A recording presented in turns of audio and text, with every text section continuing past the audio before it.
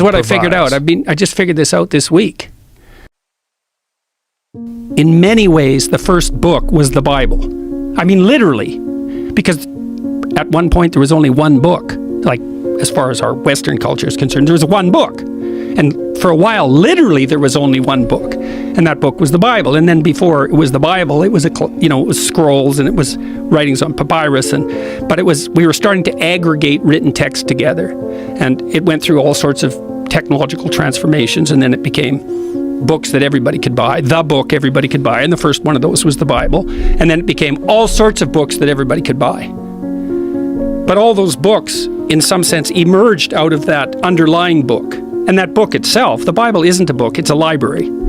It's a collection of books. And so what I figured out was, partly because I was talking to my brother-in-law, Jim Keller, who's the world's greatest chip designer and has now designed a chip that's as powerful as the human brain, which is optimized for artificial intelligence learning, by the way. And so I talked to him about that. He said, "You heard of the internet?"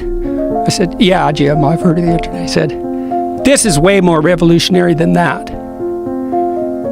So in any case, we were talking about meaning in text because we were talking about translation and the problem of understanding text. And Jim said, the meaning of words is coded in the relationship of the words to one another. And the postmodernists make that case, that all meaning is derived from the relationship between words. That's wrong, because, well, what about rage? That's not words. And what about moving your hand? That's not words. So it's wrong, but part of it's right, because the meaning we derive from the verbal domain is encoded in the relationship between words. So now then you think, well, let's think about the relationship between words. Well, some words are dependent on other words. Some ideas are dependent on other ideas. The more ideas are dependent on a given idea, the more fundamental that idea is. That's a definition of fundamental.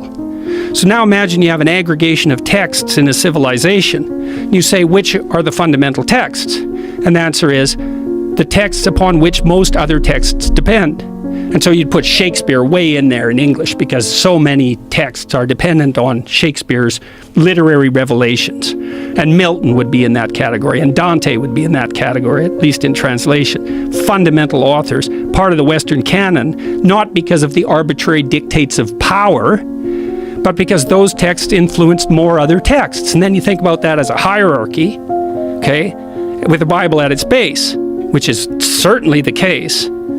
Now imagine that's the entire corpus of linguistic production, all things considered. Now, how do you understand that? Like, literally, how do you understand that? The answer is, you sample it by reading and listening to stories and listening to people talk. You sample that whole domain. You build a low-resolution representation of that inside you, and then you listen and see through that.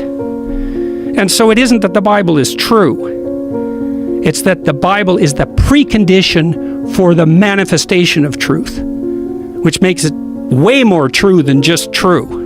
It's a whole different kind of true. And I think this is not only literally the case, factually, I think it can't be any other way. It's the only way we can solve the problem of perception.